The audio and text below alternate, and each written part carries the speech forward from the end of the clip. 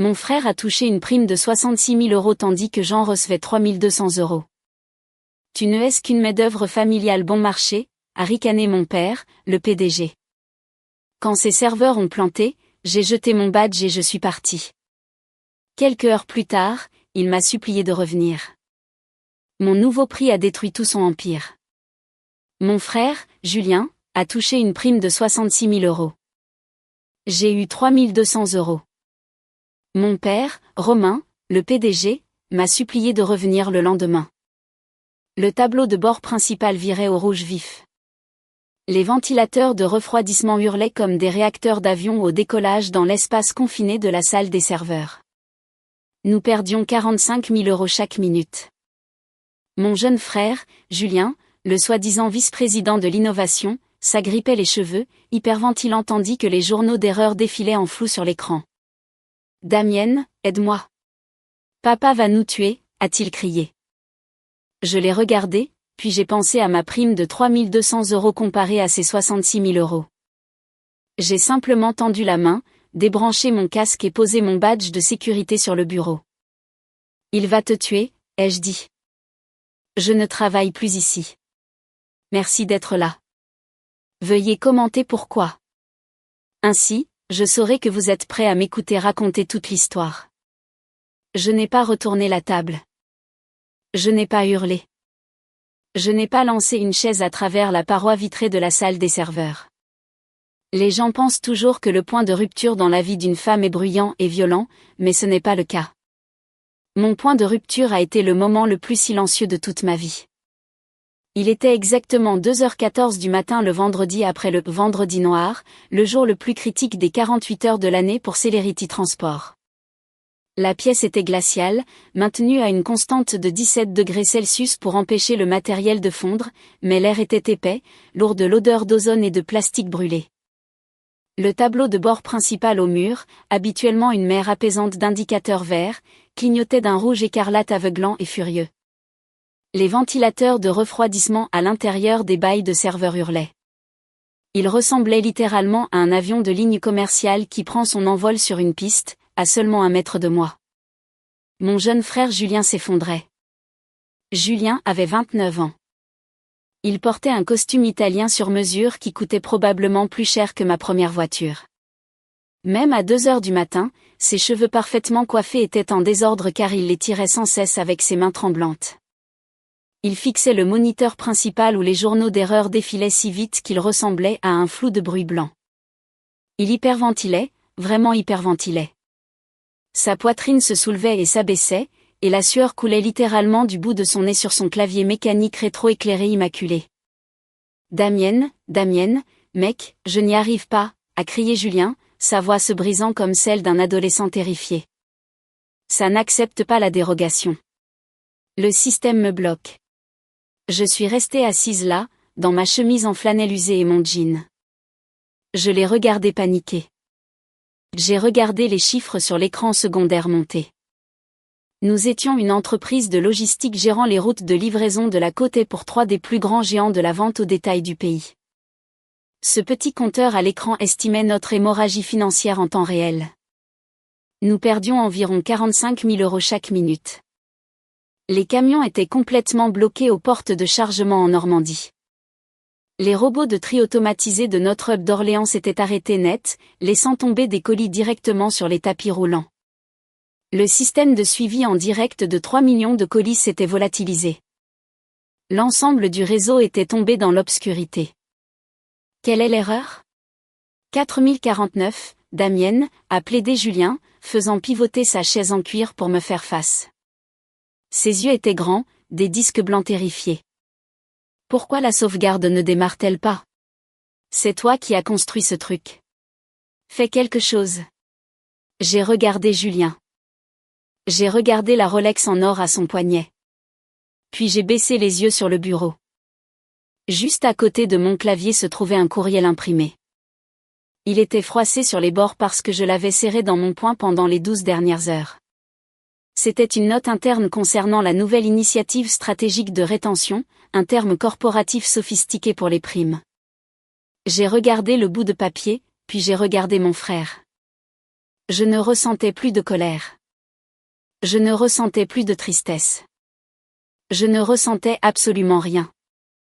Un vide froid et désert avait englouti 12 ans de loyauté, 12 ans de vacances manquées et 12 ans à essayer de gagner le respect de mon père. J'ai levé la main et retiré mon lourd casque anti-bruit de mes oreilles. Le rugissement des serveurs est devenu instantanément plus fort. J'ai posé le casque sur le bureau. J'ai détaché mon badge de sécurité d'employé de ma ceinture. Il était effiloché sur les bords. J'avais porté ce même cordon de badge depuis mes 23 ans. Je l'ai posé délicatement sur le courriel imprimé. Julien a arrêté de taper. Il a regardé mes mains. Damienne, qu'est-ce que tu fais? Pourquoi fais-tu ton sac? Tu vas chercher le disque de secours dans le coffre-fort? J'ai fermé la fermeture éclair de mon sac à dos en toile et je l'ai mis sur mon épaule. Je me suis levée. Mes articulations ont craqué. Je me sentais incroyablement fatiguée, mais mon esprit était d'une clarté limpide. La journée est finie, Julien, ai-je dit. Ma voix me paraissait étrange. Elle était dangereusement calme, complètement plate. Tu ne peux pas partir, a crié Julien, sautant de sa chaise. Il a attrapé mon bras. Mais je l'ai secoué immédiatement. Nous sommes en code noir. Tout le réseau est en panne. Papa va nous tuer. Je l'ai regardé droit dans les yeux. J'ai vu la terreur absolue d'un homme qui réalisait enfin que son titre et son costume ne pouvaient pas le sauver. Correction, ai-je dit en gardant ma voix basse. Papa va te tuer. Je ne travaille plus ici. Bonne chance avec l'innovation. Je lui ai tourné le dos. J'ai poussé les lourdes doubles portes de la salle des serveurs. J'ai dépassé les scanners biométriques. J'ai marché dans le long couloir vide éclairé par des néons. J'entendais Julien hurler mon nom derrière l'épaisse vitre, mais le son était étouffé. J'ai poussé les portes du hall d'entrée et je suis sorti dans l'air glacial de la nuit de novembre. Le parking était vide, à l'exception de mon camion de 10 ans et de la toute nouvelle Porsche 911 de Julien, garée illégalement dans l'allée coupe-feu. Avant même que j'atteigne la porte de mon camion, mon téléphone portable a commencé à vibrer dans ma poche. L'écran s'est allumé avec le nom de mon père. Romain, papa. Romain le PDG. Je n'ai pas bloqué le numéro. Je n'ai pas rejeté l'appel. J'ai simplement activé le mode silencieux, jeté le téléphone sur le siège passager, suis monté et j'ai démarré le moteur. J'ai enclenché la vitesse et j'ai quitté le campus de l'entreprise. Cette décision n'était pas impulsive. Je n'avais pas craqué. C'était la rupture nette d'un câble d'acier qui s'effilochait brin par brin depuis plus d'une décennie. Mais pour comprendre pourquoi je suis parti alors que l'empire de mon propre père brûlait jusqu'aux fondations, vous devez comprendre ce qui s'est passé 12 heures plus tôt. Pendant 12 longues années, j'ai été le fantôme de la machine chez Celerity Transport. J'étais celle qui maintenait tout en marche. Quand j'ai commencé à travailler pour mon père, l'entreprise n'était rien. C'était une entreprise de camionnage régional avec une douzaine de camions et un entrepôt qui sentait le diesel et le café bon marché. J'avais 23 ans, fraîchement diplômé d'une université publique locale en informatique. Mon père, Romain, m'a assise à la table de la cuisine et m'a fait le discours. Il m'a regardé dans les yeux et m'a dit, « Damienne, nous construisons un héritage ici, un héritage familial. Tu vas y mettre du tien maintenant. Tu vas construire l'infrastructure numérique dont nous avons besoin pour rivaliser avec les grands. Et je te promets que quand cette entreprise décollera, tu seras là, au sommet avec moi. C'est ton avenir. » Je l'ai cru. J'étais jeune, naïve et désireuse d'obtenir l'approbation d'un homme qui avait toujours été trop occupé à bâtir une entreprise pour venir à mes matchs de baseball junior. Alors, je l'ai construite. J'ai construit l'algorithme de routage entier à partir de zéro. J'ai construit l'architecture de la base de données. Quand l'entreprise s'est agrandie pour avoir un deuxième entrepôt, j'ai câblé les baies de serveurs moi-même parce que mon père a dit que nous ne pouvions pas nous permettre des sous-traitants. J'étais celle qu'ils appelaient à 3 heures du matin la veille de Noël parce qu'un serveur était tombé en panne à Lyon. J'étais celle qui a passé 3 jours de sa lune de miel assise dans la salle de bain d'un hôtel sur la Côte d'Azur avec un ordinateur portable, réparant une défaillance critique d'intégration d'API afin de ne pas perdre notre plus gros client. L'année dernière, j'ai réécrit à moi seule la logique de tri automatisé. Ce projet à lui seul a permis à l'entreprise d'économiser 7 millions d'euros en coûts opérationnels. Mais mon titre, architecte système senior. Mon salaire, à peine au-dessus de la moyenne de l'industrie pour une développeuse débutante. Chaque fois que je demandais une augmentation, une promotion ou simplement un budget pour embaucher une assistante décente, mon père me tirait dans son immense bureau d'angle. Il versait un verre de scotch cher, me tapotait dans le dos et jouait la carte de la famille. Damienne, le marché est tendu en ce moment, me disait-il en regardant par ses fenêtres du sol au plafond. Nous réinvestissons chaque centime dans la croissance. Tu sais, je t'apprécie. Tu es la colonne vertébrale de cet endroit. Mais en tant que famille, nous devons faire des sacrifices que les employés ordinaires ne font pas. Ton heure viendra. Pense à l'héritage. Pense au long terme. J'ai avalé ce mensonge pendant une décennie. J'ai baissé la tête. J'ai maintenu les serveurs en marche. Puis, il y a 8 mois, Julien est arrivé. Julien a 6 ans de moins que moi.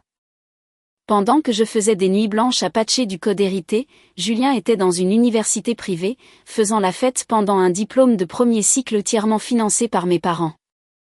Puis il a décidé qu'il voulait faire une école de commerce, un programme de MBA prestigieux et incroyablement cher. Le jour où Julien a obtenu son diplôme, mon père l'a embauché. Il n'a pas commencé par le bas. Il n'a pas commencé par le milieu. Mon père a créé un tout nouveau poste de direction juste pour lui, vice-président de l'innovation. Julien est entré dans le bâtiment le premier jour, portant un costume importé, sentant le parfum cher et tenant une tasse de café d'artisan. On lui a donné un immense bureau à côté de celui de notre père. On lui a donné une carte de crédit d'entreprise et on lui a donné autorité sur toute la division technique, ce qui signifiait que sur le papier, mon petit frère, sans aucune compétence technique, était maintenant mon chef. Julien passait ses journées à écrire de longs articles de leadership éclairés, dénués de sens, sur LinkedIn, sur les synergies basées sur l'IA et les changements de paradigme cloud native. Il convoquait des réunions générales obligatoires pour discuter de l'optimisation des flux de travail. Mais le gamin ne pouvait pas écrire une seule ligne de code SQL pour sauver sa vie. Si son moniteur se débranchait, il devait appeler le support technique. J'ai essayé de l'ignorer. Je me suis dit que ce n'était que de la politique d'entreprise. Mais le manque de respect est devenu étouffant. Il y a 3 mois, le système hérité que j'avais construit a commencé à montrer des signes de tension catastrophique. Le volume de données que nous traitions avait dépassé l'architecture. Je suis allé voir mon père avec une proposition détaillée de 50 pages pour reconstruire la base de données centrale avant la période de forte activité des fêtes. Mon père a à peine regardé la première page. Julien était assis dans un coin du bureau, jouant avec un putter de golf. C'est trop cher, Damienne, a dit mon père en agitant la main de manière dédaigneuse, et cela demande trop de temps d'arrêt. Julien pense que nous pouvons simplement migrer une partie de la charge vers un service cloud tiers et patcher le cadre existant. Je l'ai regardé. Papa, tu ne peux pas simplement patcher une fondation qui s'effrite. Si nous atteignons les volumes du vendredi noir avec cette configuration actuelle, ça va s'effondrer. Ça va planter brutalement. Julien a arrêté de putter et a gloussé. Damienne, tu es alarmiste. Vous, les techniciens, vous compliquez toujours les choses pour justifier vos budgets. Il suffit de le maintenir en marche. Tirez parti des actifs existants. C'est votre travail. Il suffit de le maintenir en marche, a répété mon père. Pas de reconstruction. Nous n'avons pas les capitaux à gaspiller sur des choses de back-end en ce moment. Alors, j'ai fait mon travail. J'ai construit une séquence de dérogations manuelles très complexe. C'était un emplâtre sur une jambe de bois. Cela nécessitait des commandes spécifiques d'équilibrage de charge tapées avec une syntaxe exacte lorsque le volume du système atteignait 90% de sa capacité. J'ai tout documenté méticuleusement. Je l'ai enregistré dans le dossier des procédures d'urgence sur le lecteur réseau partagé. J'ai même imprimé une copie et l'ai posée sur le bureau de Julien. Mais Julien ne lisait pas la documentation technique. Julien lisait des livres comme La semaine de 4 heures, ce qui nous amène à hier après-midi, vendredi, 14 heures, 10 heures avant le crash. Le stress dans le bâtiment était palpable. Le volume du Vendredi noir était déjà en augmentation. La direction était terrifiée à l'idée de perdre du personnel clé pendant la période de pointe. Alors, mon père avait annoncé une initiative stratégique de rétention. Nous savons que le marché de la technologie est en effervescence, avait annoncé mon père lors de la réunion du lundi. Et nous voulons que nos acteurs clés sachent que la loyauté est réciproque. Nous prenons soin des nôtres. Ce mot, loyauté, avait un goût de cendre dans ma bouche. À 14 heures, je suis descendu dans le couloir de la salle de repos pour prendre une tasse de l'horrible café de bureau. L'imprimante commerciale robuste dans le couloir était bloquée. Elle bipait bruyamment. J'ai soupiré, posé ma tasse et ouvert le bac à papier pour dégager le bourrage. J'ai sorti la feuille de papier froissée. J'étais sur le point de la jeter dans la poubelle de recyclage quand mes yeux ont capté l'entête de l'entreprise. Puis j'ai vu le titre, Confidentielle allocation des primes DE rétention des cadres 2026. J'ai figé. J'ai regardé le haut de la feuille. Cela montrait l'utilisateur qui avait envoyé le travail d'impression, Émile Moreau, le directeur des ressources humaines. Émile était un homme âgé, toujours silencieux, toujours observateur. Il savait exactement ce qui se passait dans cette entreprise. J'ai lu la première ligne. Nom, Julien, nom de famille, titre, vice-président de l'innovation. Ancienneté, 8 mois. Prime de rétention, 66 000 euros. Mon estomac s'est noué. 66 000 euros. Pour 8 mois à déambuler dans le bureau, à débiter des mots à la mode, à me rendre la vie infernale. J'ai forcé mes yeux à descendre la liste. J'ai dépassé les directeurs marketing et les directeurs régionaux. Et puis, tout en bas de la page, sous la catégorie du support technique, j'ai vu mon nom. Nom, Damienne, nom de famille, titre, architecte système senior. Ancienneté, 12 ans. Indemnité d'appréciation, 3 200 euros. Je ne m'étais pas trompé. Il n'y avait pas de zéro manquant. 3 200 euros. Mon frère, qui ne pouvait même pas redémarrer un routeur, valait 66 000 euros de rétention.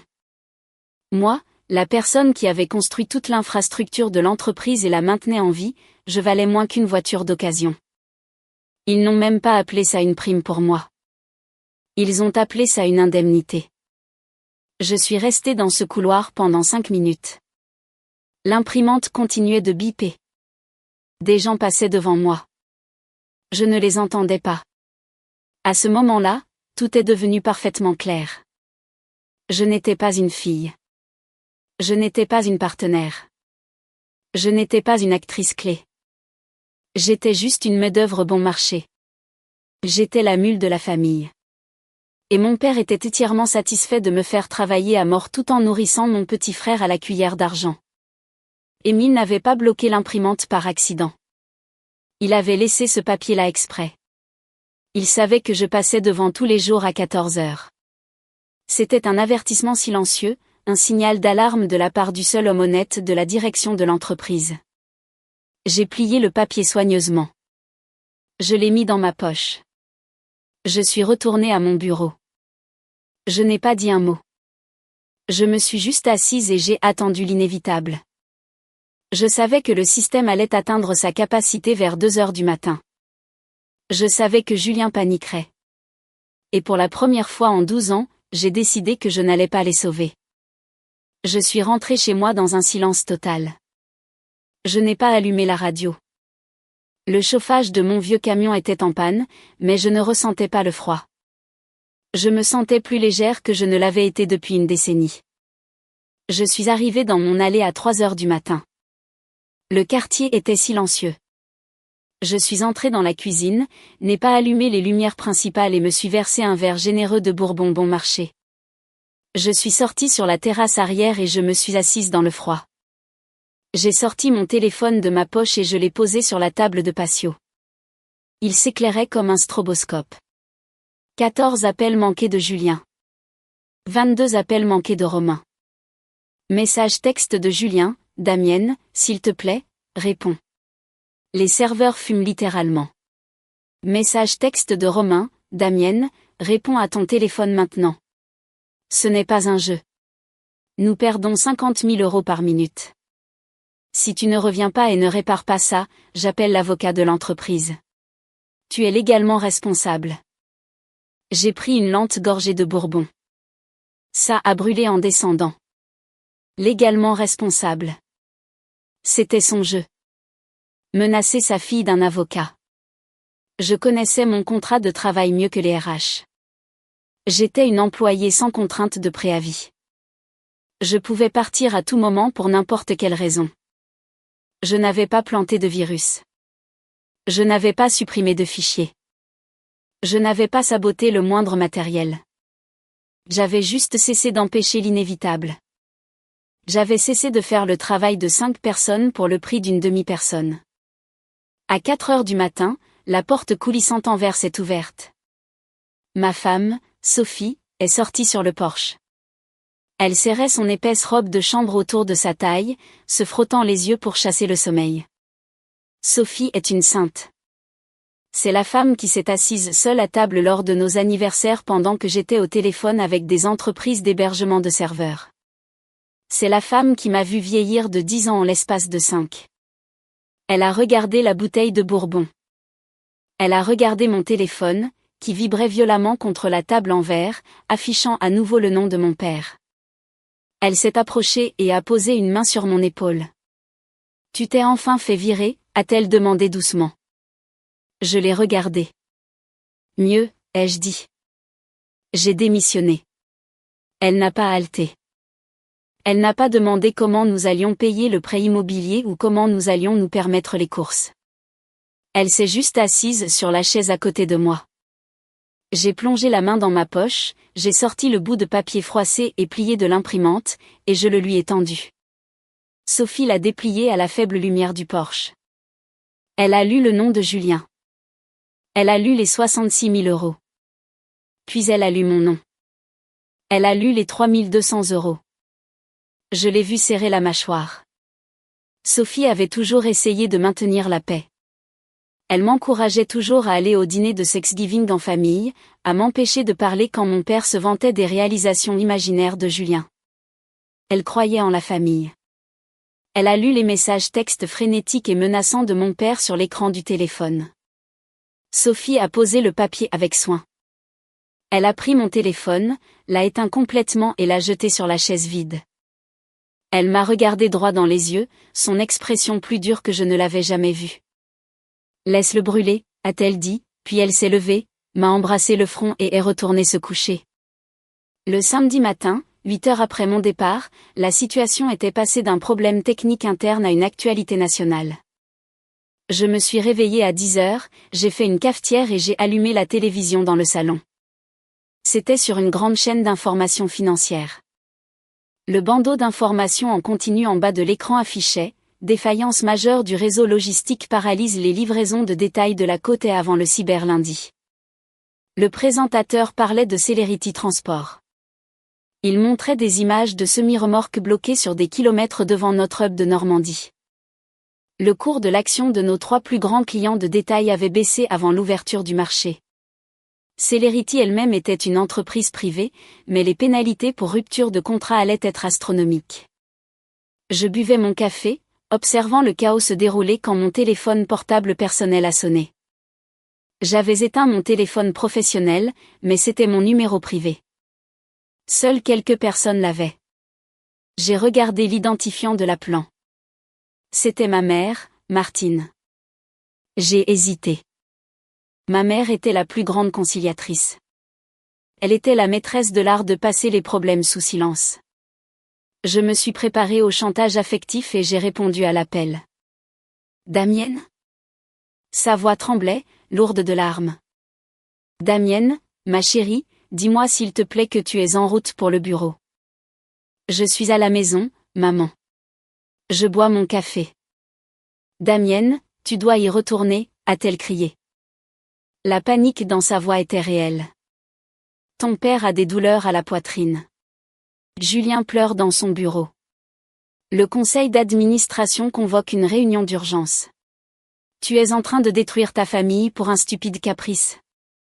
Un caprice? J'ai serré ma tasse de café. Maman, papa t'a-t-il dit pourquoi je suis partie? T'a-t-il parlé des primes de rétention? Oui, il me l'a dit, a-t-elle claqué. Son ton est passé de suppliant à défensif. Il m'a dit que tu avais trouvé un brouillon de documents et que tu t'étais vexée. Damienne, sois raisonnable. Julien a une image à maintenir. C'est un cadre. Il a un prêt pour sa voiture de luxe. Il a ses cotisations de club privé pour son réseau professionnel. Toi et Sophie, vous vivez une vie simple. Vous n'avez pas besoin de ce genre d'argent en ce moment. Ton père allait se rattraper à Noël. J'ai serré la mâchoire si fort que mes dents me faisaient mal. Il a donné au gars qui fait planter le système 20 fois plus d'argent qu'à la personne qui le construit. Ce n'est pas une famille, maman. C'est une dictature. J'en ai fini. Tu es tellement égoïste, a-t-elle crié au téléphone. C'était choquant. Ma mère n'avait jamais élevé la voix. Nous avons tout sacrifié pour toi. Nous t'avons tout donné.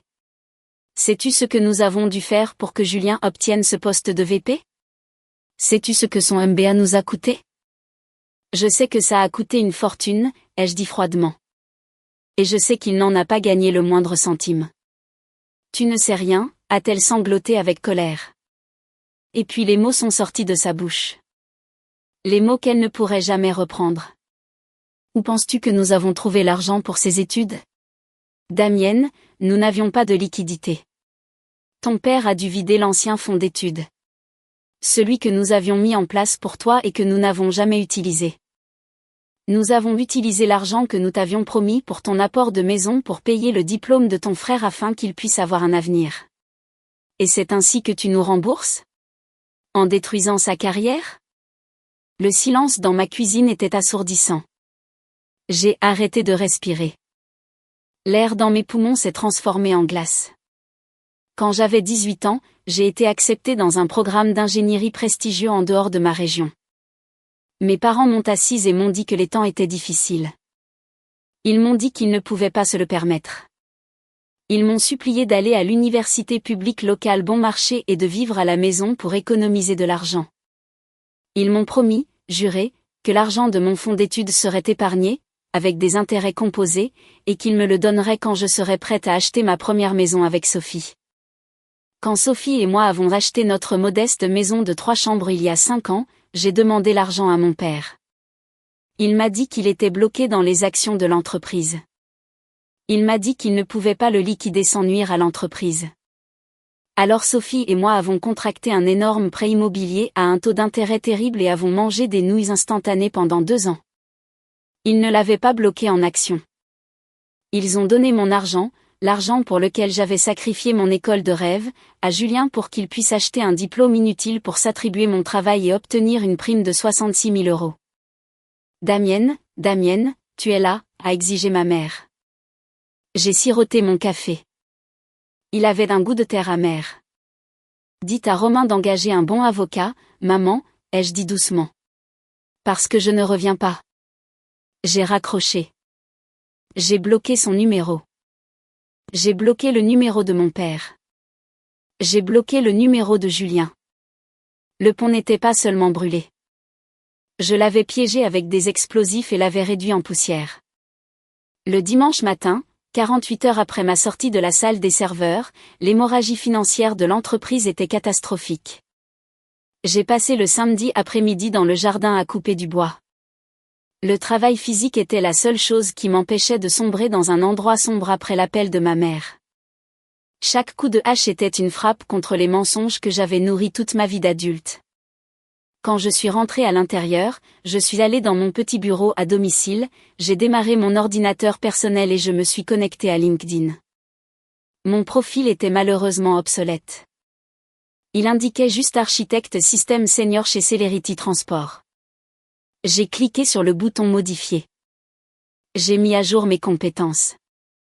J'ai listé les architectures de base de données spécifiques que j'avais construites, les algorithmes de routage que j'avais optimisés et les millions d'euros d'économies que j'avais générés. Et puis j'ai cliqué sur le petit bouton qui disait « Ouvert aux opportunités ». Je suis allé prendre une douche. Quand je suis revenu 20 minutes plus tard, ma boîte de réception était complètement inondée. La nouvelle se propage incroyablement vite dans l'industrie de la technologie et de la logistique. Tout le monde savait que Celerity Transport était en pleine débâcle. Tout le monde savait qu'il perdait des millions par heure. Et les personnes intelligentes de l'industrie, les recruteurs, les chasseurs de tête, les directeurs techniques rivaux, tous savaient exactement qui j'étais. Ils savaient que Julien n'était qu'une façade. Ils savaient que j'étais la véritable architecte. Et ils pouvaient tous faire le calcul de base. Si l'ensemble du système Celerity s'était effondré au moment précis où Damien avait franchi la porte, Damien n'était pas le problème. Damien était la clé de voûte. J'avais des messages directs de recruteurs logistiques d'Amazon. J'avais un message d'une VP chez FedEx. J'avais des demandes d'entretien offrant des salaires de base qui étaient le triple de ce que mon père me payait, avec des primes à la signature qui faisaient ressembler les 66 000 euros de Julien à de la menue monnaie. Je suis restée assise là, à fixer l'écran. Pendant 12 ans, mon père m'avait convaincu que j'avais de la chance d'avoir un emploi. Il m'avait convaincu que j'étais sans finesse, que je manquais de prestance de cadre, et que sans l'entreprise familiale, je ne serais rien. C'était la manipulation mentale par excellence. Je n'étais pas piégée. J'étais la poule aux œufs d'or et je venais de m'échapper de la cage. Je lisais une offre par courriel quand mon téléphone portable a sonné. C'était un numéro inconnu avec un indicatif de New York. J'ai supposé que c'était un autre chasseur de tête, alors j'ai répondu. Damien, c'est Duval. Je me suis redressée sur ma chaise. Duval n'était pas un recruteur. Duval était l'associé gérant d'une grande société de capital investissement à la Défense. Il était le principal investisseur extérieur de Celerity Transport. Il détenait 40% de l'entreprise. Je ne l'avais rencontré que 2 fois, les 2 fois où j'avais dû présenter des rapports techniques au conseil d'administration parce que Julien ne savait pas lire les données. Monsieur Duval, ai-je dit avec prudence. Si vous appelez pour me dire de réparer les serveurs, vous perdez votre temps. Duval a poussé un rire sec et rauque. Je me fiche de votre drame familial, Damien. Je suis un homme de chiffres, et en ce moment les chiffres disent que Romain et votre frère idiot m'ont coûté environ 3 millions d'euros en capitaux propres ce week-end. Ils m'ont viré, ai-je menti avec fluidité. Vous devriez parler au VP de l'innovation. Arrêtez vos conneries, Damien, a dit Duval, sa voix devenant froide et tranchante. Je sais exactement ce qui s'est passé. Émile DRH m'a envoyé un email sécurisé ce matin. J'ai vu les allocations de primes. Je sais ce que Romain a fait. Je suis restée silencieuse. Je ne savais pas quelle était la stratégie de l'investisseur. Laissez-moi vous dire quelque chose que votre père ne vous a pas dit, a continué Duval, sa voix baissant. Romain est en négociation secrète depuis 4 mois. Il essaie de vendre l'entreprise à un énorme conglomérat d'Occitanie. Il essaie de gonfler la valorisation de l'entreprise avant la vente. Mon esprit s'est emballé. Vendre l'entreprise ? Il a toujours dit que c'était un héritage. Il a dit que c'était pour la famille. Romain ne se soucie que de Romain, a ricané Duval. Son plan était simple. Il allait utiliser les systèmes automatisés que vous avez construits pour afficher une marge bénéficiaire massive ce trimestre. Ensuite, il allait finaliser la vente en janvier. Il a structuré l'accord de rachat de manière à ce que le conseil d'administration, c'est-à-dire lui et Julien, obtiennent des parachutes dorés massifs et des paiements d'actions. Vous n'étiez pas sur la liste, Damien. Une fois l'encre sèche, les nouveaux propriétaires allaient faire le ménage. Vous alliez être licencié avec une indemnité de départ standard de 2 semaines. J'ai senti le sang se retirer de mon visage. Ce n'était pas seulement du favoritisme. C'était une exécution calculée et préméditée. Mon père allait utiliser le travail de ma vie pour s'assurer des millions pour lui et son enfant chéri, puis me jeter au loup. Pourquoi me dites-vous cela, ai-je demandé, ma voix à peine un murmure. Parce que je déteste perdre de l'argent, a dit Duval sans détour. J'ai investi dans Celerity à cause de la technologie propriétaire que vous avez construite. J'ai fait confiance à votre ingénierie, pas au swing de golf de Romain. Les acheteurs d'Occitanie sont effrayés par le crash de ce week-end. Si le système n'est pas stable demain matin, ils retireront leur offre et Celerity fera faillite. Romain perdra tout. Julien perdra tout. Duval a fait une pause, laissant le poids de ses mots s'installer dans la pièce. Votre père va vous appeler aujourd'hui, Damienne. Il est obligé. Le conseil d'administration le force. Quand il le fera, faites-le saigner. Duval a raccroché. Je suis restée assise dans mon bureau silencieux, fixant le mur blanc, les pièces du puzzle se sont assemblées, le fonds d'études volé, la fausse promotion pour Julien, la pathétique indemnité de 3200 €, la vente secrète. Mon père pensait que j'étais une employée loyale qui reviendrait toujours sur le perron. Il avait tort. Je n'allais plus simplement partir. J'allais faire demi-tour, retourner dans ce bâtiment et tout lui prendre. Et, pile au bon moment, 20 minutes plus tard, mon téléphone a sonné à nouveau. Ce n'était pas un numéro inconnu cette fois-ci. C'était Romain. Je me suis assise dans mon bureau silencieux à la maison. La seule lumière provenait de l'éclat de l'écran de mon ordinateur. La maison était complètement silencieuse, à l'exception du léger ronronnement du réfrigérateur dans la cuisine. J'ai pris mon téléphone portable, j'ai navigué vers la liste des contacts bloqués et j'ai débloqué le numéro de mon père. Je savais qu'il allait appeler. Duval, l'investisseur milliardaire, m'avait promis que le conseil d'administration forcerait la main de Romain. Je n'ai pas eu à attendre longtemps. En moins de 3 minutes, le téléphone a vibré violemment contre le lourd bois de chêne de mon bureau. L'écran s'est allumé. Romain, pas, juste Romain. Je l'ai laissé sonner 1 fois, 2 fois, 3 fois. 4 fois. Je voulais qu'il sût. Je voulais qu'il ressente exactement la même panique que j'avais ressentie à chaque fois que je regardais mon misérable salaire au cours des 12 dernières années. À la 5e sonnerie, juste avant que cela ne bascule sur la messagerie vocale, j'ai décroché. Je n'ai pas dit bonjour. J'ai juste appuyé le téléphone contre mon oreille et j'ai écouté la respiration lourde et haletante à l'autre bout du fil. Damienne, la voix de mon père semblait complètement détruite. Le ton retentissant, autoritaire, plus grand que nature qu'il utilisait pour commander les conseils d'administration et intimider les chefs d'entrepôt avait complètement disparu. Il ressemblait à un homme très vieux, très fatigué, incroyablement désespéré. Je suis là, Romain, ai-je dit. Ma voix était plate, dénuée de toute chaleur familiale. Utiliser son prénom me donnait l'impression de prendre une pince coupante et de briser une lourde chaîne de fer qui avait été enroulée autour de mon cou depuis l'enfance. Il ne m'a pas corrigé. Il n'a pas exigé le respect. Cela seul m'a dit à quel point la situation était grave au siège de l'entreprise. Mon père a poussé un soupir lourd et douloureux. C'était le son d'un homme qui avalait sa propre fierté comme du verre brisé. Je l'ai viré, Damienne. J'ai viré Julien il y a 1 heure. La sécurité l'a escorté hors du bâtiment. Il est parti. Emma des opérations est partie aussi. Je regarde un bâtiment en feu et je tiens un seau vide. Je ne me soucie plus de la politique de bureau. Je ne me soucie plus des primes de rétention ou de qui a dit quoi. Je me soucie de mes camions qui roulent. Je me soucie de sauver cette entreprise. Dites votre prix, tout ce qu'il faut pour vous faire revenir ici ce soir. J'ai regardé la photo encadrée de Sophie et de mes enfants sur mon bureau. J'ai pensé aux décennies de manipulation subtile. J'ai pensé aux milliers d'heures supplémentaires non rémunérées.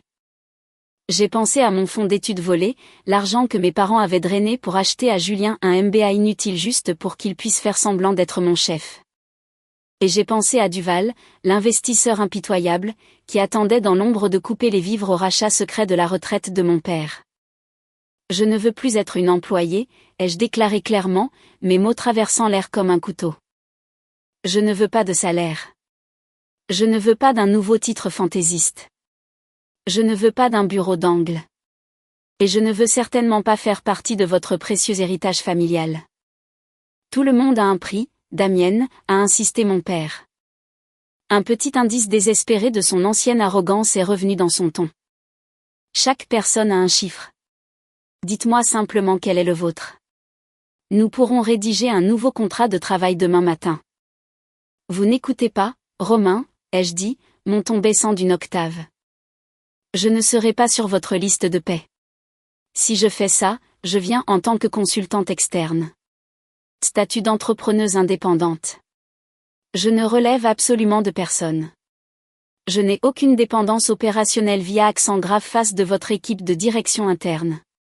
Vous ne me parlez pas. Vous ne me dirigez pas. Je travaille entièrement seule. Et mon tarif de consultante est de 400 € de l'heure. Un silence absolu a plané sur la ligne. J'entendais presque les engrenages grincer dans sa tête alors qu'il faisait les calculs. 400 € de l'heure, a finalement étouffé mon père, sa voix montant en flèche sous le choc. C'est du vol manifeste. C'est le prix d'une consultante exécutive d'élite de la défense. Vous êtes une architecte système. Vous vouliez une solution exécutive d'élite à un problème de 12 millions d'euros, ai-je riposté sans hésitation. Mais ce n'est pas tout. J'exige un minimum de 100 heures d'acompte payées entièrement à l'avance par chèque de banque certifié. Avant même que je regarde un écran d'ordinateur. 40 000 €, a crié Romain, sa colère traversant enfin l'épaisse couche de désespoir. J'ai entendu quelque chose claquer contre un bureau de son côté. Vous voulez 40 000 € d'avance pour quelques heures de travail? Vous êtes complètement folle? Je suis votre père. Vous extorquez votre propre famille. Je pourrais embaucher toute une équipe de développeuses de haut niveau pour cette somme. Alors appelez-les, ai-je dit froidement, ne ressentant aucune émotion. Appelez une équipe de développeuses qui n'ont jamais vu ce code hérité propriétaire. Laissez-les passer 3 semaines entières à essayer de comprendre l'architecture de la base de données pendant que vos clients de détail déchirent vos contrats. Et Duval retire sa participation de 40%. Allez-y, Romain. Raccrochez et appelez-les maintenant. Je vais retourner me coucher.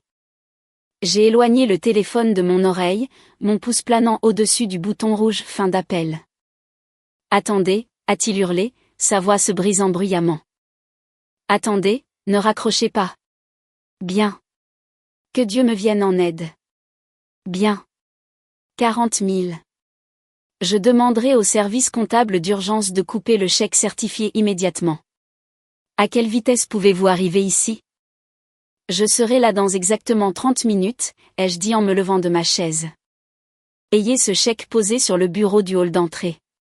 S'il n'est pas là aussi, c'est un chèque d'entreprise standard qui peut être rejeté, je fais demi-tour et je rentre chez moi. Et Romain, quoi, a-t-il claqué, vaincu? Dites à la sécurité du bâtiment de désactiver définitivement le badge de Julien. Si je vois son visage quelque part dans ce bâtiment, l'accord est complètement annulé et vous pourrez l'expliquer au conseil d'administration. J'ai mis fin à l'appel. Je n'ai pas attendu sa confirmation. J'avais l'avantage absolu. Je suis allé à la cuisine, j'ai pris mes clés de voiture sur le comptoir. Sophie était réveillée. Elle était appuyée contre le chambranle de la porte, les bras croisés sur sa robe de chambre, tenant un verre d'eau. Elle m'a regardé, haussant un sourcil en guise de question silencieuse. Je retourne là-bas, lui ai-je dit en fermant ma veste. Mais je n'y retourne pas en fille loyale. Et je n'y retourne pas en employé bon marché. J'y retourne en mercenaire. Sophie a esquissé un petit sourire féroce, incroyablement fier. Prends tout ce qu'ils ont, a-t-elle dit doucement. Fais-leur payer chaque minute.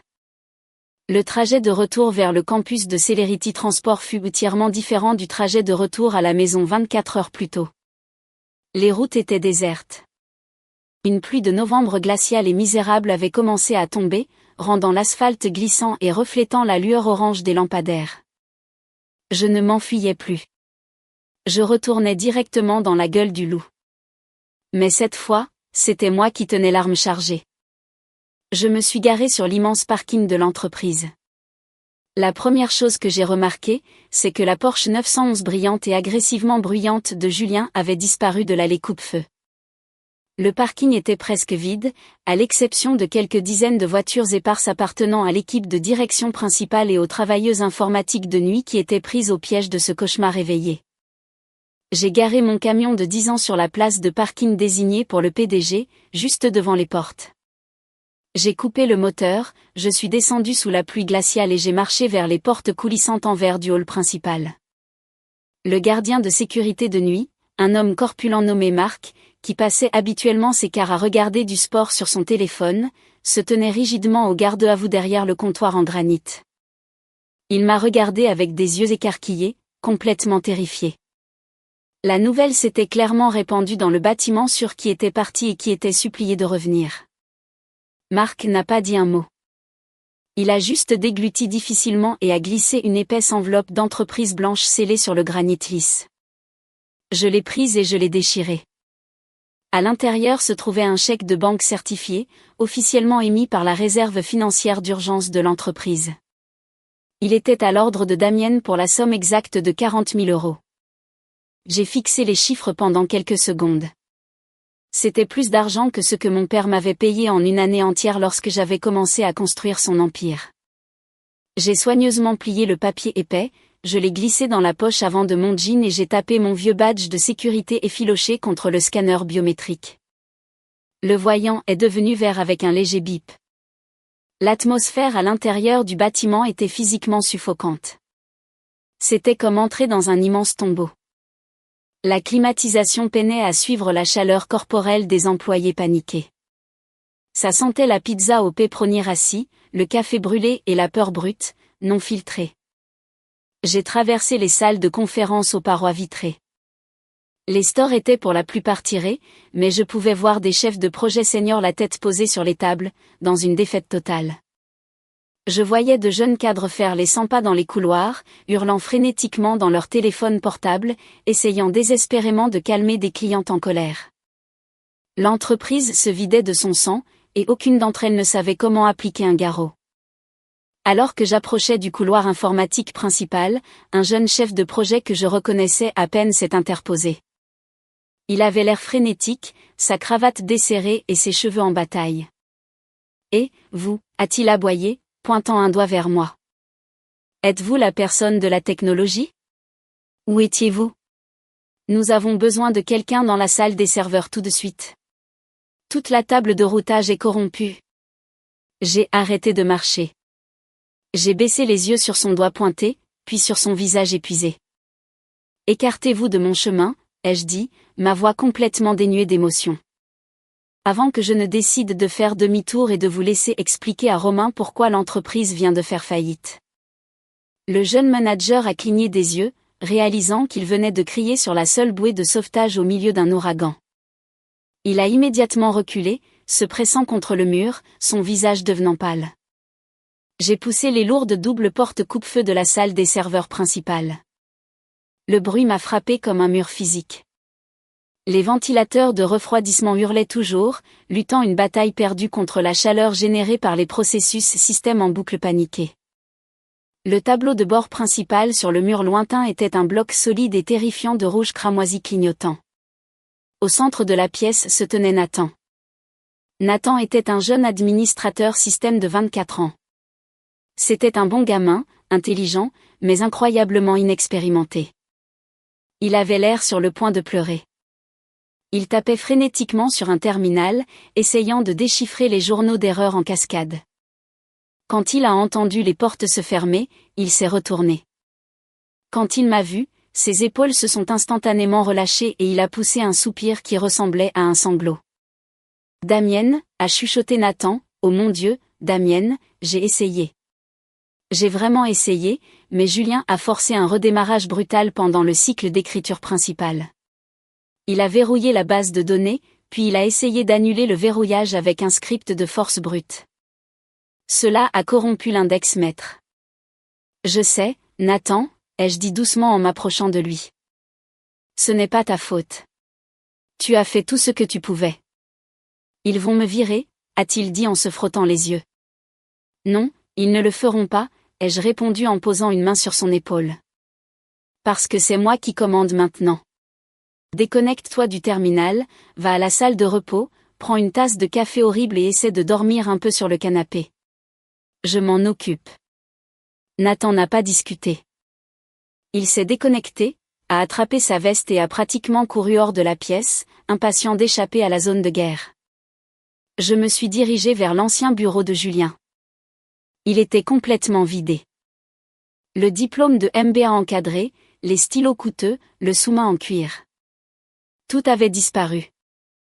La seule chose qui restait était le manuel de protocole d'urgence imprimé que j'avais écrit et lui avais donné il y a des mois. Il était au fond de la poubelle en plastique, couvert de taches de café. Il n'avait même pas pris la peine de l'ouvrir. Je me suis assise à mon ancien terminal familier. J'ai branché mon lourd casque anti-bruit pour bloquer le rugissement des ventilateurs. J'ai craqué mes jointures, j'ai pris une profonde inspiration et je suis entré dans un état de concentration pure, absolue et chirurgicale. La solution n'était pas magique. Ce n'était pas un miracle. C'était exactement ce que j'avais soupçonné dès le moment où Julien avait paniqué. Le système avait atteint le seuil de volume du vendredi noir.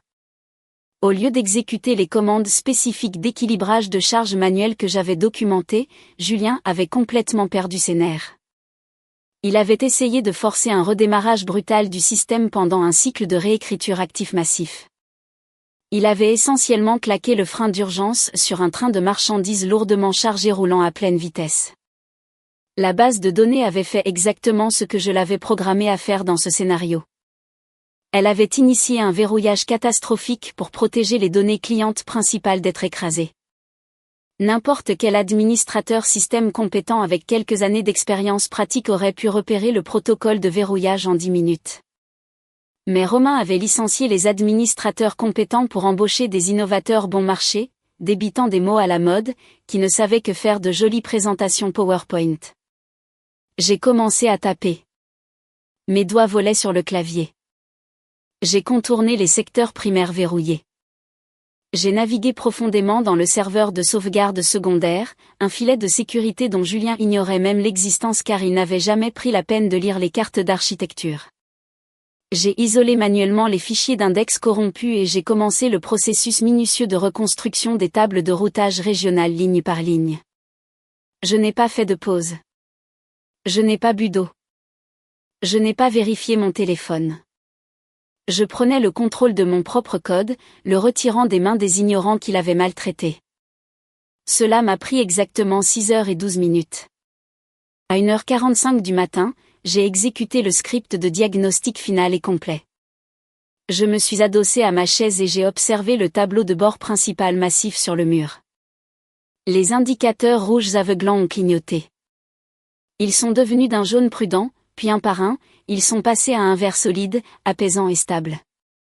Les ventilateurs de refroidissement ont commencé à ralentir, leurs hurlements assourdissants se transformant en un bourdonnement sourd et gérable à mesure que la charge de traitement se normalisait. Sur l'écran de surveillance secondaire, les numéros de suivi des colis en direct ont recommencé à s'écouler en un flux continu et magnifique. Les hubs de tri automatisés d'Orléans se sont reconnectés au mainframe. Les camions gelés aux portes de Normandie ont été instantanément autorisés à être expédiés. L'hémorragie avait cessé. La bête était apprivoisée. Le système était complètement stable. J'ai ouvert un document vierge, j'ai rédigé une facture formelle d'une seule page pour mes services de consultation et j'ai appuyé sur imprimer.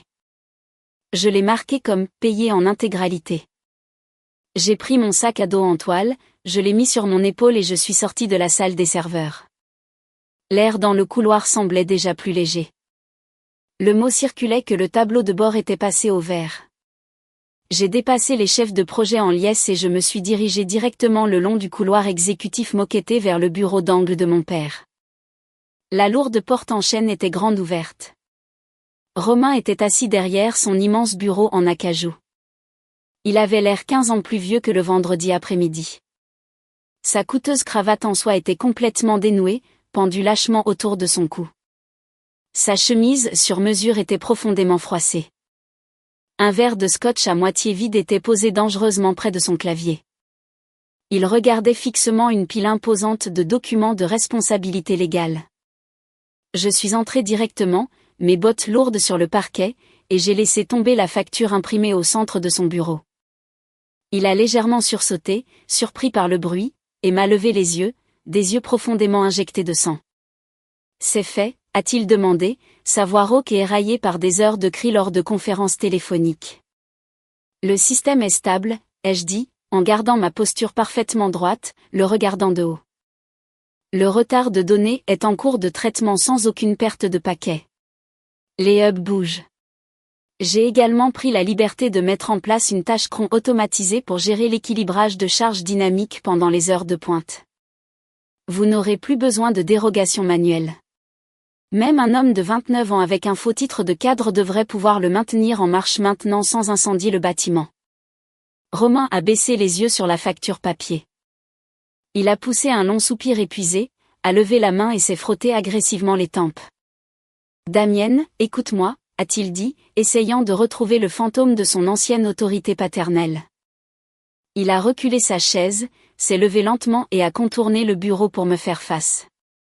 Je sais que les choses se sont incroyablement tendues ce soir. Je sais que des erreurs ont été commises de part et d'autre. Licencier ton frère a été dur, Damienne. Cela a brisé le cœur de ta mère, mais c'était la bonne décision pour l'entreprise. Tu as prouvé ta valeur ce soir. Tu as sauvé cette entreprise d'une annihilation totale. Je l'ai juste fixé. Mon expression était complètement vide. Un masque de pierre froide. Je l'ai laissé parler. Je voulais entendre exactement comment il comptait s'en sortir.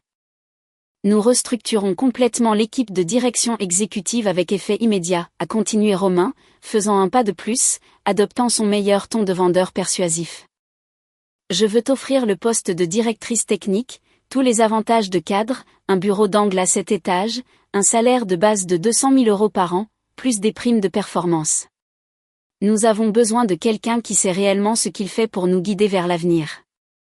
C'est ton héritage, Damienne. C'est ce pourquoi tu as travaillé. Il a tendu la main vers son bureau et a pris un contrat de travail fraîchement imprimé, me le tendant comme une offrande de paix. J'ai regardé le morceau de papier. J'ai regardé l'homme qui m'avait fait travailler jusqu'à l'épuisement, qui avait volé mon fonds d'études pour gâter son enfant préféré, qui était resté les bras croisés pendant que ma mère me traitait d'égoïste parce que je voulais être payé équitablement. J'ai ri. Ce n'était pas un rire amer. Ce n'était pas un ricanement sarcastique. C'était un rire profond, sincère, qui résonnait bruyamment dans le grand bureau silencieux. L'audace pure et simple de l'homme était presque impressionnante. Il pensait toujours que l'argent et un titre pouvaient effacer une décennie d'abus. Monsieur le PDG, ai-je dit, l'amusement s'estompant rapidement de mon visage, remplacé par un regard dur et inflexible. Vous aviez quelqu'un qui savait exactement ce qu'il faisait pour une fraction de ce coût. Vous aviez une architecte qui a construit toute votre infrastructure numérique à partir de zéro. Vous aviez une loyauté aveugle et stupide. Et vous avez choisi d'insulter cette loyauté. Vous avez choisi de m'humilier pour économiser quelques centimes sur le budget tout en jetant de l'or littéral à un gamin qui ne connaissait que des mots à la mode d'entreprise. Romain a froncé les sourcils profondément, retirant légèrement le contrat. J'essaie de réparer les choses, Damienne. Je vous offre exactement ce que vous avez toujours voulu. Je vous donne les clés du royaume. Vous n'avez pas un problème de talent, Romain, ai-je dit, ma voix froide et coupante comme un rasoir. Vous avez un problème de culture, une culture d'entreprise pourrissante, profondément toxique, entièrement construite sur l'exploitation et le népotisme. Vous avez valorisé les paroles en l'air 10 fois plus que le travail acharné réel. Vous avez donné à Julien une prime de 66 000 € pour ne rien faire. Et vous m'avez donné une indemnité de 3 000 € pour vous maintenir en activité. Et je suis bien trop cher pour réparer votre culture. Le visage de Romain a rougi d'un rouge violent et coléreux. Le masque paternel doux est complètement brisé, révélant l'homme d'affaires égoïste et dictatorial qui se cachait dessous.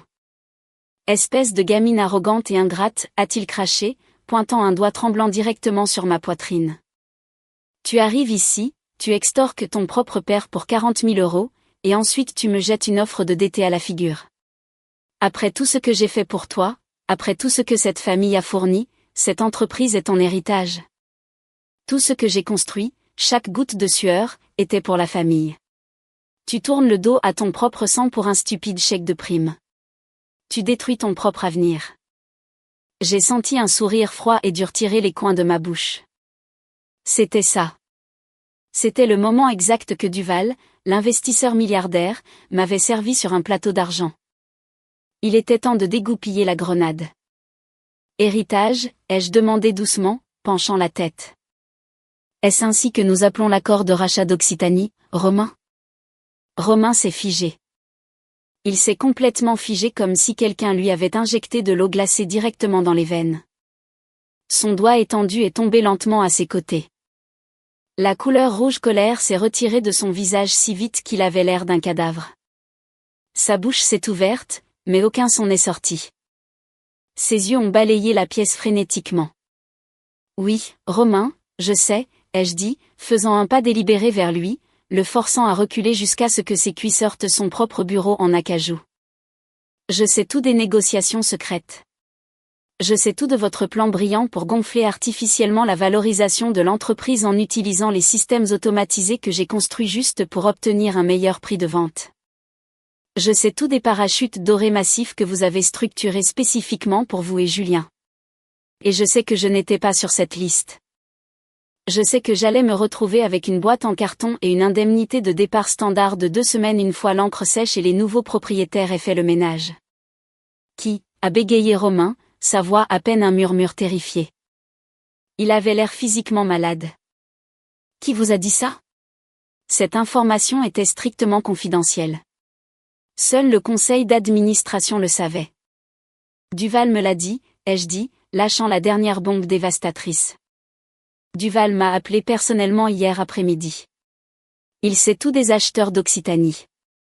Et plus important encore, il sait que vous lui avez menti sur la stabilité de l'infrastructure technologique.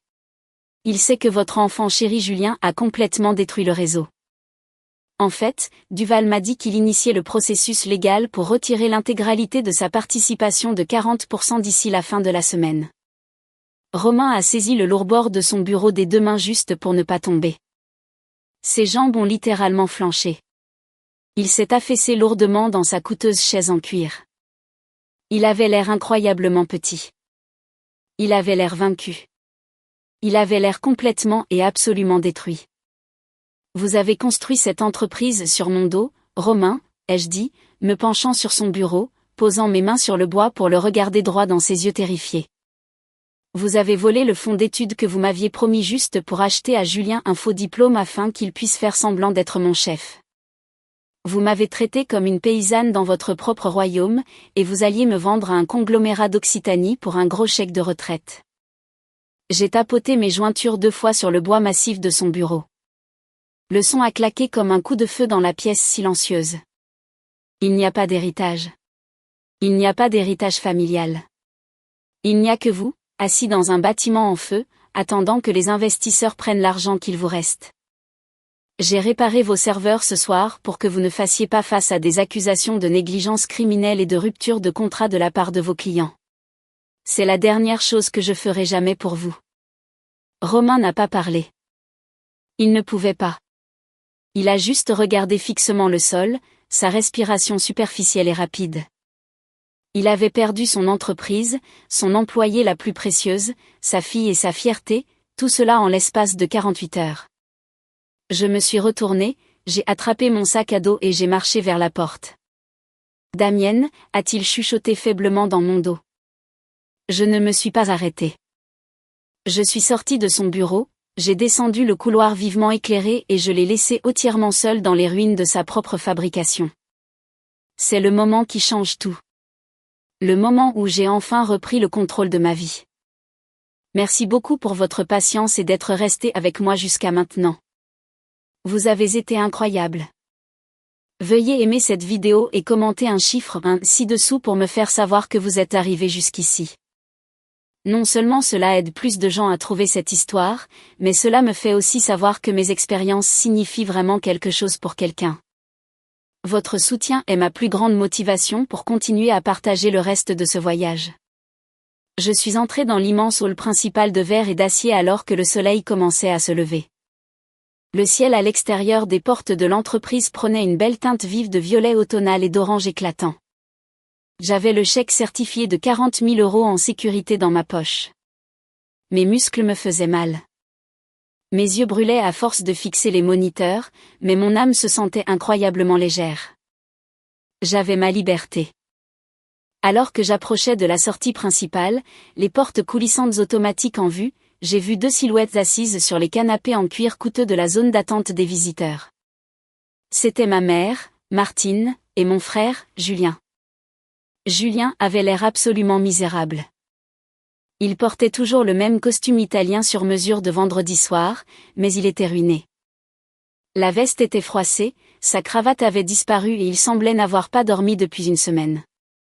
Il regardait fixement son téléphone, le visage pâle et tiré. Ma mère était assise juste à côté de lui, sa main posée sur son bras dans un geste protecteur et réconfortant. Quand ils ont entendu le lourd bruit de mes bottes sur le sol en marbre, ils ont tous les deux levé les yeux. Ma mère s'est immédiatement levée. Elle a rapidement composé sur son visage un masque parfaitement exercé de profonde douleur et de tragédie. Elle était prête à jouer la victime ultime, un rôle qu'elle avait perfectionné pendant des décennies. « Damienne » a-t-elle appelé, s'interposant sur mon chemin, sa voix tremblante d'émotions fabriquées. « Damienne, ma chérie, s'il te plaît, arrête. Nous attendons ici depuis des heures. Julien veut te présenter ses excuses. Il est tellement désolé pour tout. Ton père a été si dur avec lui ce soir. Il a perdu son emploi, Damienne. Il a perdu son allocation de voiture. Sa vie est ruinée. Nous devons nous asseoir en famille et régler cela. Nous pouvons aller voir un avocat. Nous pouvons trouver un nouveau et meilleur contrat pour toi afin que tout le monde soit heureux. » Julien s'est lentement levé du canapé. Il ne voulait même pas me regarder dans les yeux. Il regardait mes bottes. « Damienne, mec, j'ai tout gâché, » a murmuré Julien, déplaçant son poids inconfortablement. La pression du rôle de cadre était trop forte. Tu sais, je ne suis pas une spécialiste du code. Je suis une femme d'idées. S'il te plaît, parle à papa pour moi. Dis-lui que le système était juste capricieux. Dis-lui que je peux revenir en tant que consultante senior ou quelque chose comme ça. Nous sommes frères, mec. Ils étaient incroyables. C'était vraiment à couper le souffle à voir.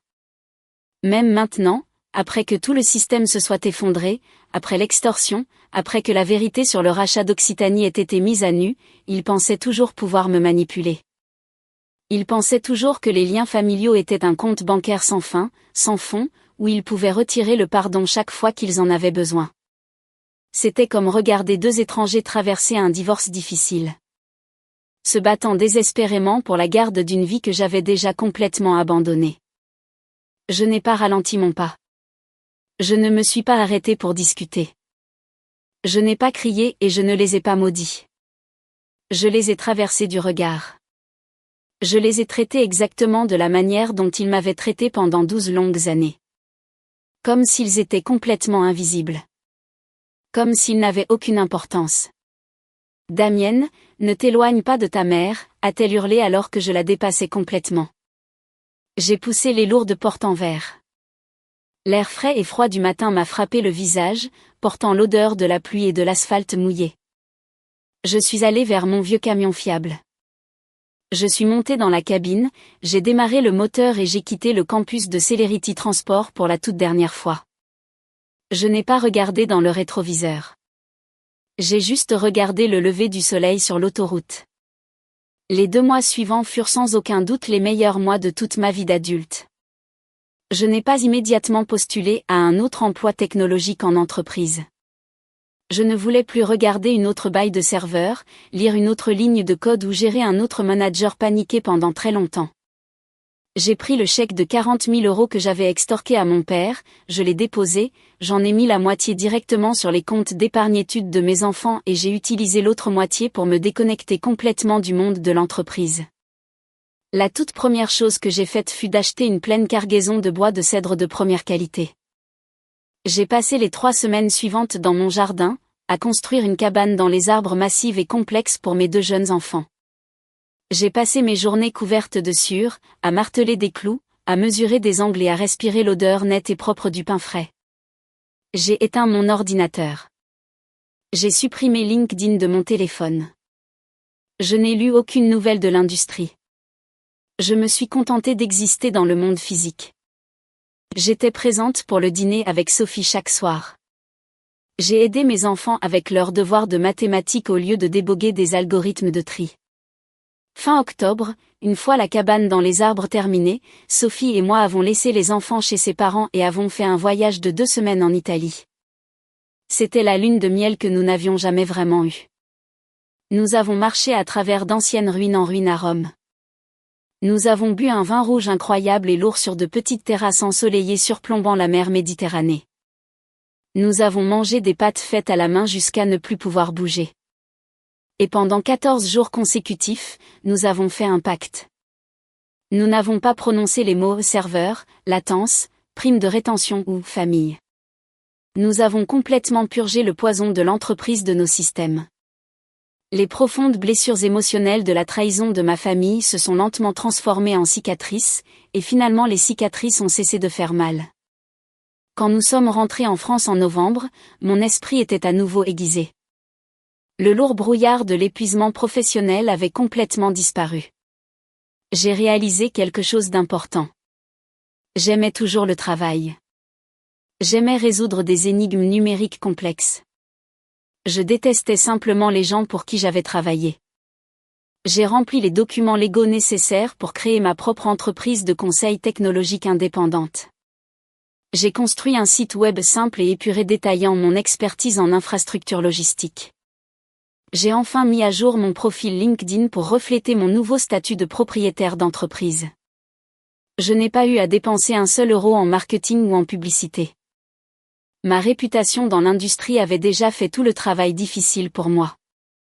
L'histoire de la débâcle de Celerity Transport lors du Vendredi Noir et de l'architecte mystérieuse et très bien payé qui était parti puis avait facturé une fortune pour éteindre l'incendie était devenue une petite légende dans les cercles technologiques de la côte est.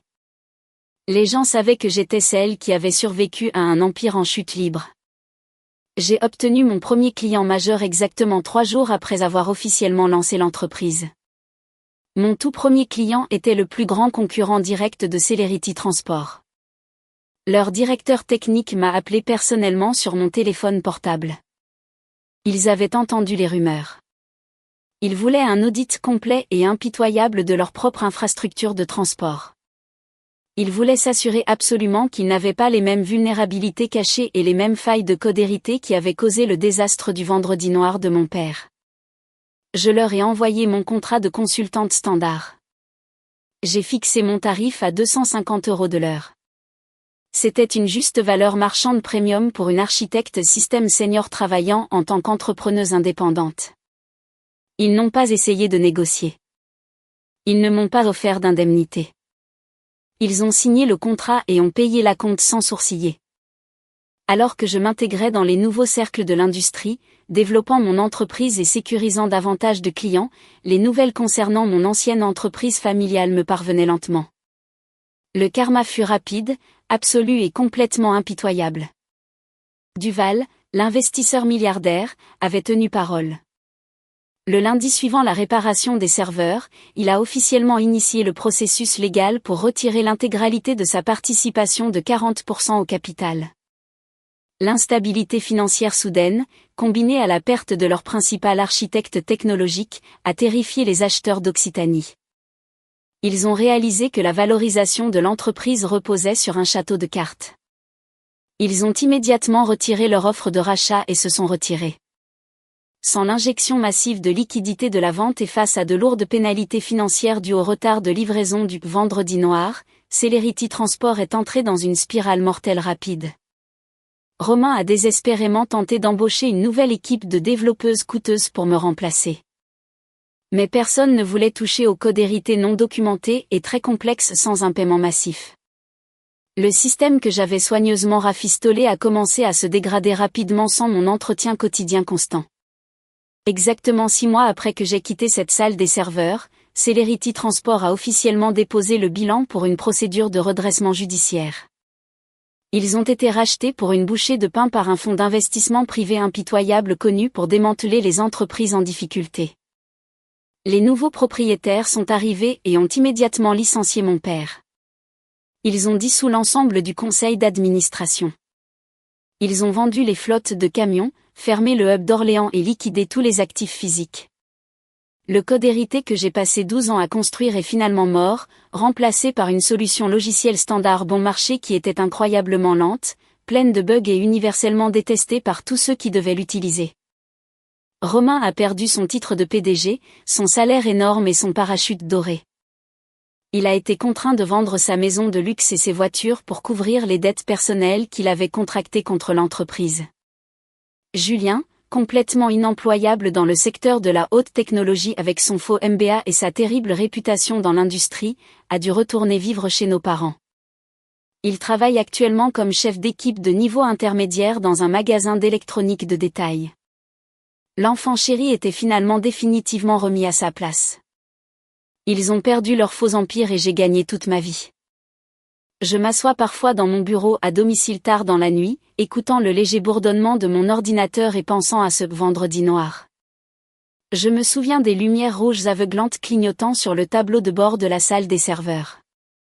Je me souviens des hurlements aigus des ventilateurs de refroidissement. Je me souviens de la pure panique suffocante dans les yeux de Julien quand il a finalement réalisé que le monde réel ne fonctionnait pas avec des mots à la mode d'entreprise vide de sens. Et je me souviens du poids écrasant d'être la seule adulte dans la pièce, entourée de gens qui exigeaient tout de moi et n'offraient absolument rien en retour. Les managers d'entreprise et les PDG arrogants aiment vous dire que tout le monde est remplaçable. Ils le disent en réunion pour vous maintenir dans la peur. Ils le disent lors des évaluations de performance pour maintenir votre salaire bas. Et techniquement, si vous regardez une feuille de calcul, ils ont raison. Tout le monde est finalement remplaçable. Mais ce qu'ils ne vous disent jamais, ce qu'ils sont terrifiés que vous découvriez, c'est que le véritable coût du remplacement n'est pas seulement le salaire du nouveau venu qu'ils embauchent pour prendre votre bureau. Le véritable coût est l'incendie massif qui brûle toute la maison pendant que le nouveau venu se tient dans le jardin, essayant désespérément de comprendre comment allumer le tuyau d'arrosage. J'ai gardé mon ancien badge de sécurité de Celerity Transport. Il se trouve dans le tiroir supérieur de mon bureau, juste à côté d'une photocopie encadrée du chèque de banque de 40 000 € que mon père a été contraint de me faire cette nuit-là. Je sors ce badge effiloché et je le regarde chaque fois que je dois m'asseoir et négocier un nouveau contrat avec un client. Cela me ramène à la réalité. Cela me rappelle la leçon la plus importante et la plus douloureuse que j'ai jamais apprise dans le monde brutal des affaires et de la famille. Votre vraie valeur n'est pas définie par ce que vous faites pour les gens chaque jour. Votre valeur est définie par ce qui se passe lorsque vous arrêtez de le faire. Parfois, les gens tiendront votre travail acharné pour acquis. Ils ignoreront vos sacrifices. Ils remettront les récompenses que vous avez gagnées à quelqu'un d'autre à cause de la politique de bureau, du népotisme flagrant ou d'une pure ignorance volontaire. Quand cela arrive, vous ne pouvez pas discuter avec eux. Vous ne pouvez pas les supplier de voir votre valeur. Parfois, vous devez simplement prendre du recul. Vous devez débrancher votre casque, faire votre sac et franchir la porte. Vous devez laisser leur monde s'embraser un peu, juste assez longtemps pour leur montrer que c'est vous qui teniez l'eau tout le temps. Merci d'être resté et d'avoir écouté mon histoire. Je sais qu'elle était longue, mais j'espère que cela a résonné en vous d'une manière ou d'une autre, surtout si vous vous êtes déjà senti invisible dans votre propre vie, votre propre famille ou votre propre carrière. Vous êtes-vous déjà retrouvé dans une situation similaire où votre travail acharné a été ignoré tandis que quelqu'un d'autre en a récolté le mérite? Racontez-moi en commentaire. De plus, si vous êtes arrivé jusqu'à la fin de cette vidéo, vous faites partie d'un groupe exclusif. Je veux que vous commentiez la lettre W ci-dessous. Cela signifie winner, gagnant. C'est le code secret du club des 1%. Les personnes extraordinaires qui restent pour tout le voyage et comprennent vraiment le message. Cela m'aide à savoir exactement qui sont mes vrais soutiens.